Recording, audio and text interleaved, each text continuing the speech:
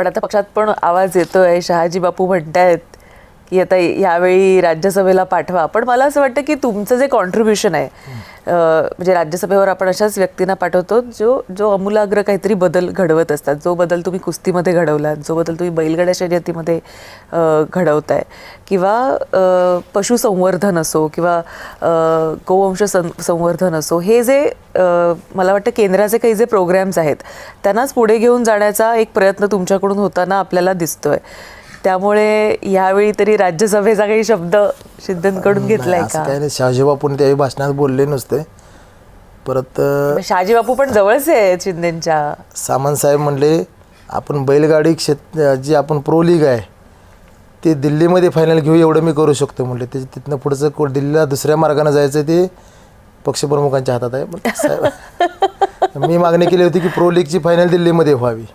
सामंत साहेबांनी ती संमती दाखवली की ते माझ्या हातामध्ये आहे की प्रो लीगची फायनल आपण दिल्लीमध्ये घेऊ, पण दुसरा मार्ग जो दिल्लीला जायचा आहे तो पक्षप्रमुख शिंदे साहेबांच्या हातात आहे.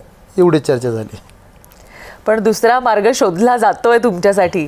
आणि किंबहुना मला असं वाटतं की सगळ्यांकडून पण ही डिमांड आहे की जे हुकलेलं आहे आणि ज्या पद्धतीनं तुमचं काम चालू आहे या क्षेत्रामध्ये, कुठेतरी राज्यसभा मिळायला हरकत नाही आहे. शेवटी निर्णय साहेबांचा निर्णय. पण मला एक सांगा की तुम्ही तसं ठाकरेंवर बोलत नाही, पण ज्या अर्थी जे काही इक्वेशन्स बदलले किंवा तुम्हाला हा निर्णय घ्यावा लागला, पक्ष सोडावा लागला, त्यावेळेची नेमकी काय भावना होती? का ती भूमिका घेतली गेली? आणि इथं आल्यानंतर तरी त्या गोष्टीचं चीज व्हावं असं वाटतं का, की जे हुकलेलं आहे त्याचं?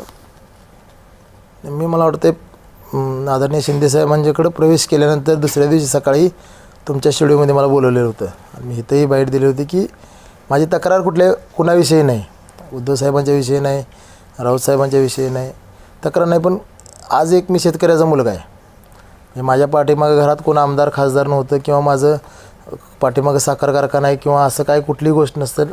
एक मी महाराष्ट्र केसरी 2 वेळा होऊन जिल्ह्याचं नाव पूर्ण राज्यात नाही तर देशातमध्ये केलं. आणि ह्या अनेक काही गोष्टी होती की त्या ह्याच्यावर मी लोकसभेची उमेदवारी केलेली होती. आणि आज आपण मग लोकांच्या अपेक्षा वाढल्या माझ्याकडून, जे आता आज मी बऱ्यापैकी शेतकरी वर्गाचे असतील, मध्ये आम्ही सिंदूर यात्रा काढली, किंवा आज मला वाटतं की शिंदेसाहेबांच्या आणि सर्व आमचे उद्योगमंत्री असतील, पर्यटन मंत्री, समाज कल्याण मंत्री, या अशा सर्व खात्यांच्या मार्फत जवळजवळ मी 5 महिन्यामध्ये 60 कोटीचा निधी सांगली लोकसभा मतदारसंघामध्ये नेलेला आहे. वा. आता परवाच त्याची घोषणाही झाली. साहेबांनी 5 कोटी रुपयाची पलूस नगर पंचायतीची नवीन इमारत बांधण्यासाठी मला दिली. म्हणजे असे 60 ते 65 कोटी रुपये मी आज 4 ते 5 महिन्यामध्ये मी तिथं आमच्या सांगली लोकसभा मतदारसंघामध्ये विकासासाठी नेलेले आहेत. ह्या ज्या अपेक्षा वाढल्या लोकांच्याकडून आणि मला जे काम करावं लागणार आहे ते आपण केलं पाहिजे. आपण प्रत्येकाला उत्तर देऊ शकत नाही की आपण सत्तेमध्ये नाही आणि आपल्याला हे करता येत नाही.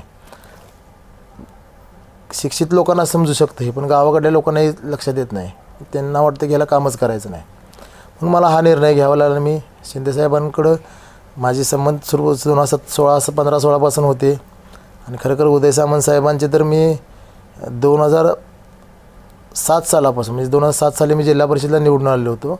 आणि ते उदय साहेब आमचे प्रदेशाध्यक्ष होते युवकचे. त्यांनी जास्त प्रयत्न करून मला साहेबांच्या जवळ नेलं आणि इकडे प्रवेश करून घेतला. पण आता राज्यसभेमध्ये कधी प्रवेश होईल याकडे देखील अनेकांच्या नजरा लागलेल्या आहेत. कारण तुम्ही कॉन्ट्रीब्युशन तुमचं देत आहात.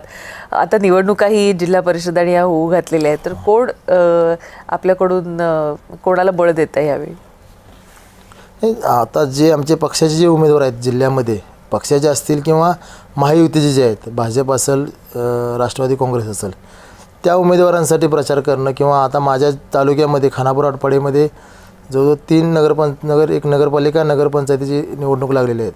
आणि जिल्ह्यामध्ये अनेक लागलेले आहेत की ज्या ठिकाणी आमच्या शिवसेना पक्षाचे उमेदवार असतील आणि महायुतीचे उमेदवार असतील, त्यांच्यासाठी अगदी झटून प्रयत्न करून ते जास्तीत जास्त महायुतीचे सर्व उमेदवार निवडून येतील अशा दृष्टीनं प्रयत्न करणार आम्ही.